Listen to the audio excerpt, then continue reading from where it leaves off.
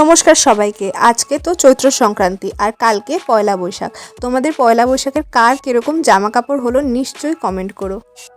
আমরা বাইরে একটু কাজে বেরিয়েছিলাম, তাই ভাবলাম একটা ভিডিও করি আর সেই ভিডিওটা তোমাদের সাথে শেয়ারও করি। আর অনেক দিন ধরে কোনো ভিডিওও দেওয়া হয় না, তাই ভাবলাম আজকে তোমাদের সাথে ছোট্ট একটা ভিডিও শেয়ার করি। বাইরে বেরিয়েছিলাম আর যে পরিমাণ গরম পড়েছে, ডাবের জল একটু না খেলেই নয়। আমাদের বাড়িতে আজকে বাস্তু ঠাকুরের পুজো হয়, তাই বাস্তু ঠাকুরকে যা রান্না হয় তাই দিয়ে খেতে দিতে হয়। তোমাদের কি নিয়ম আছে অবশ্যই কমেন্ট করো। আর আজকে আমাদের রান্নার মধ্যে হয়েছিল সজনে ডাঁটার চচ্চড়ি, আর সাথে ছিল করলা আর নিম পাতা ভাজা। আজকের দিনে এই দুটো মাস্ট, তিতা জিনিস থাকতেই হবে। আর ছিল আমডাল বা টক ডাল, আর ছোট কাকি দিয়েছিল বড়ার ঝোল, সেটাই ছিল।